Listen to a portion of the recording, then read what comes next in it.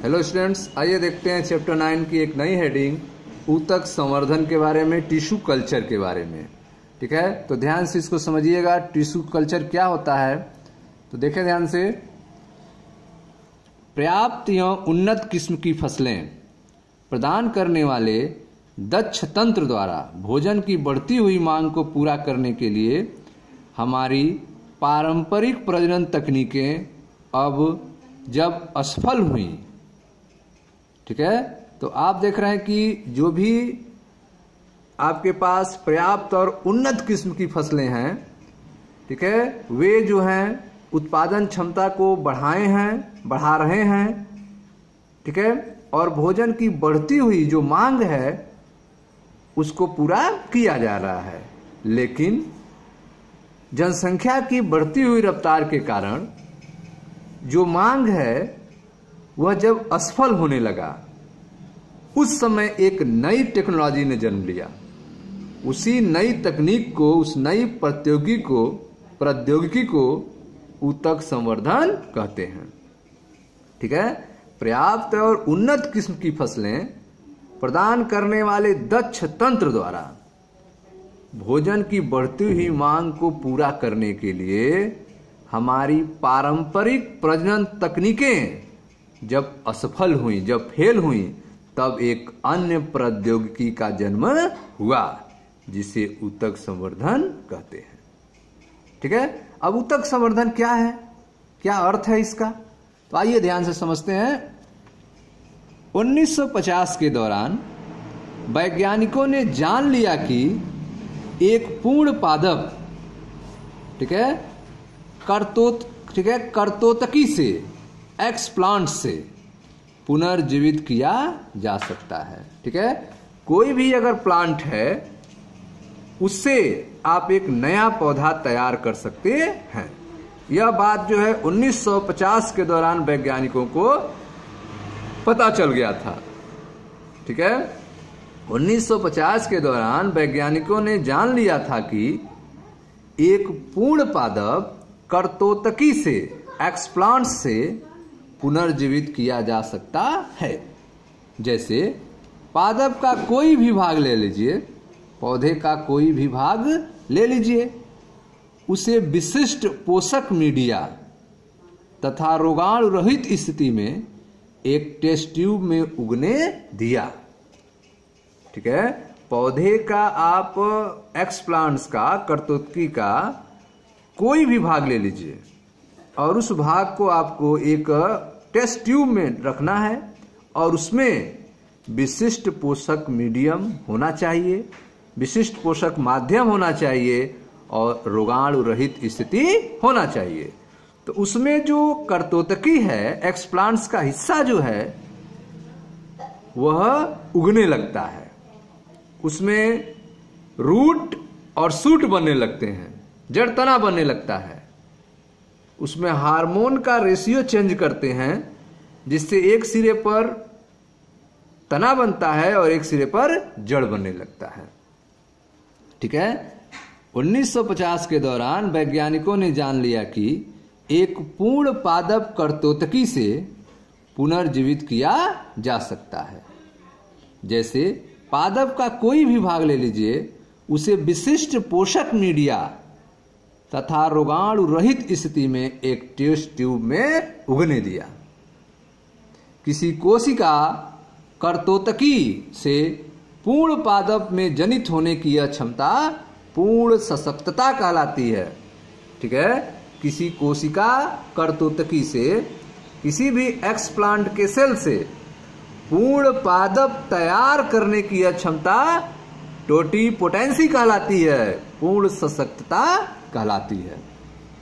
ठीक है, किसी कोशिका कर्तोतकी से पूर्ण पादप में जनित होने की, ठीक है, एक एक्सप्लांट के हिस्से से, पौधे के किसी भी भाग से पूर्ण पादप तैयार होने की क्षमता पूर्ण सशक्तता कहलाती है, टोटिपोटेंसी कहलाती है।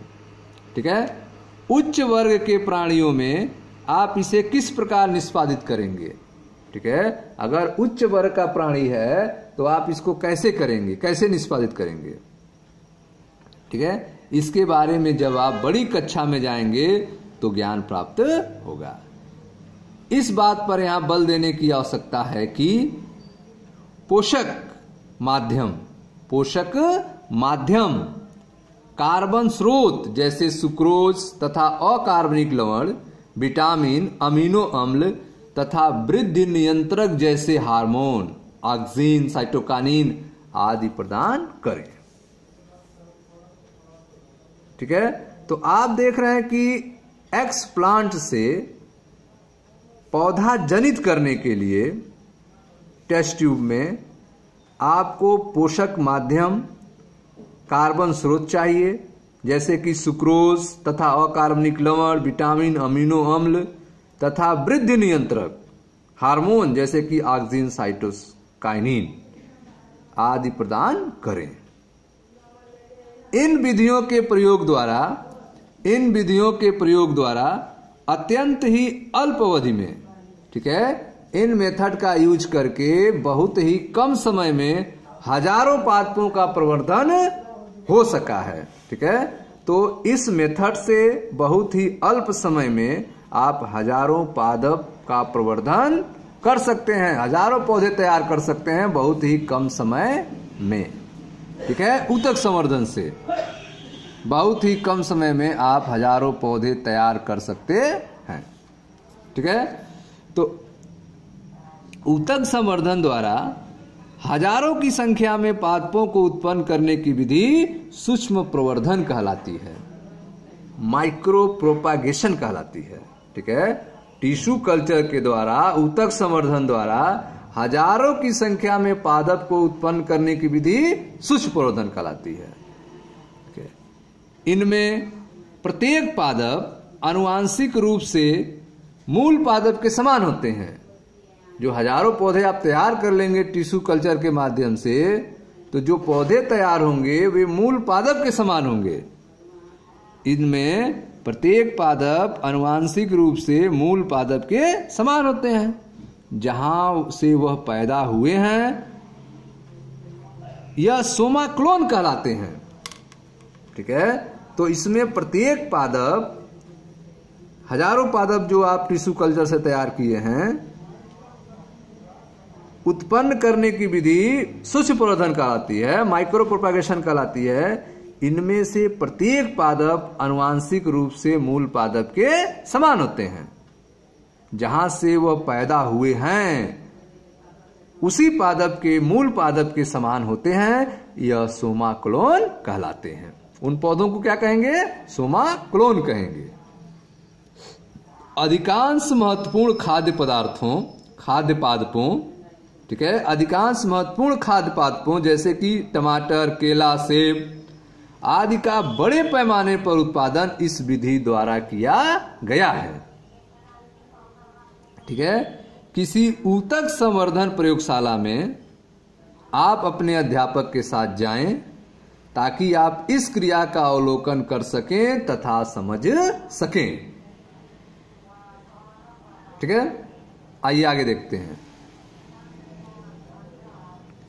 इस विधि का महत्वपूर्ण उपयोग, इस विधि का अर्थात ऊतक संवर्धन विधि का जो महत्वपूर्ण उपयोग रोग ग्रसित पादपों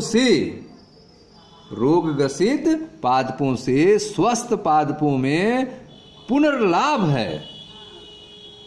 ठीक है, जो रोग ग्रसित पौधे हैं उनसे आप स्वस्थ पौधे तैयार कर सकते हैं। इस विधि का अन्य महत्वपूर्ण उपयोग रोग ग्रसित पादपों से स्वस्थ पादपों में पुनर्लाभ है।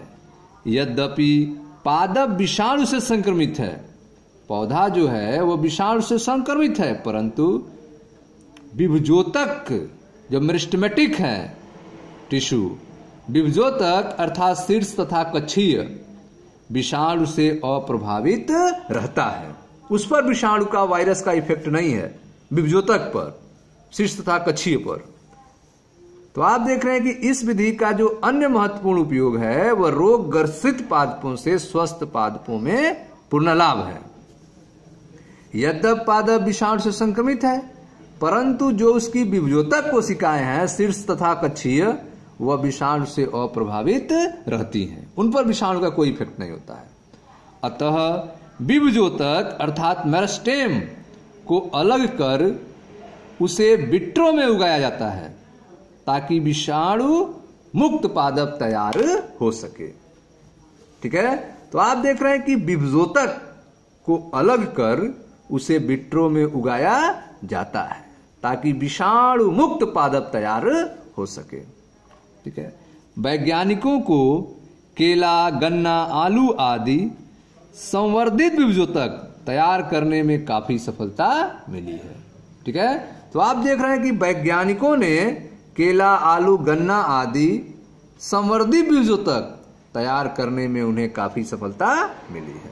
ठीक है, यहां तक कि वैज्ञानिकों ने पादपों से एकल कोशिकाएं अलग की हैं, सिंगल सेल अलग किया है, तथा उनकी कोशिका भित्ति का पाचन हो जाने से, ठीक है, वैज्ञानिकों ने पादप से एकल कोशिका अलग किया है और उनकी कोशिका भित्ति का पाचन हो जाने से प्लाज्मा झिल्ली द्वारा घिरा नग्न प्रोटोप्लाज्म पृथक किया जा सका है।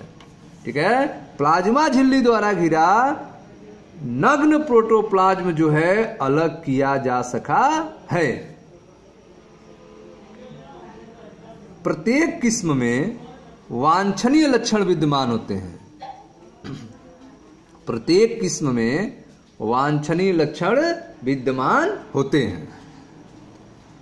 पादपों की दो विभिन्न किस्मों से, ठीक है, पादपों की दो अलग अलग किस्मों से अलग किया गया प्रोटोप्लास्ट युग्मित होकर संकर प्रोटोप्लास्ट उत्पन्न करता है जो आगे चलकर नए पौधे को जन्म देता है।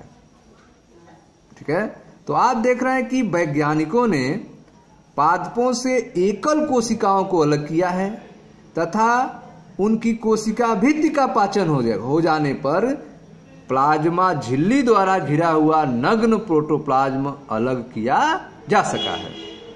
प्रत्येक किस्म में वांछनीय लक्षण विद्यमान होते हैं। पादपों की दो विभिन्न किस्मों से, पादपों की दो अलग अलग किस्मों से अलग किया गया प्रोटोप्लास्ट युग्मित होकर, कंबाइन होकर संकर प्रोटोप्लास्ट उत्पन्न करता है जो आगे चलकर नए पादप को जन्म देता है। ठीक है, तो संकर प्रोटोप्लास्ट से नए पादप का जन्म होता है। ठीक है, यह संकर कायिक संकर, जबकि यह प्रक्रम कायिक संकरण कहलाता है। जो संकर तैयार हुआ है उसको कायिक संकर कहते हैं, सोमैटिक हाइब्रिड्स कहते हैं, और इस प्रोसेस को कायिक संकरण कहते हैं, सोमैटिक हाइब्रिडाइजेशन कहते हैं। ठीक है, तो आप देख रहे हैं कि पादपों की दो विभिन्न किस्मों से अलग किया गया प्रोटोप्लास्ट युग्मित होकर संकर प्रोटोप्लास्ट उत्पन्न करता है जो आगे चलकर नए पादप को जन्म देता है। यह संकर कायिक संकर कहलाता है जबकि यह प्रक्रिया कायिक संकरण कहलाती है। ठीक है, ऐसी स्थिति की कल्पना कीजिए जब टमाटर का प्रोटोप्लास्ट आलू के प्रोटोप्लास्ट से युग्मित होता हो। टमाटर का प्रोटोप्लास्ट आलू के प्रोटोप्लास्ट से कंबाइन होता है, युग्मित होता है तथा वृद्धि करने के बाद इससे नए संकर पादप का जन्म होता है। नए संकर पादप का जन्म होता है। इसमें टमाटर तथा आलू के अभिलक्षण संयुक्त रूप से होते हैं।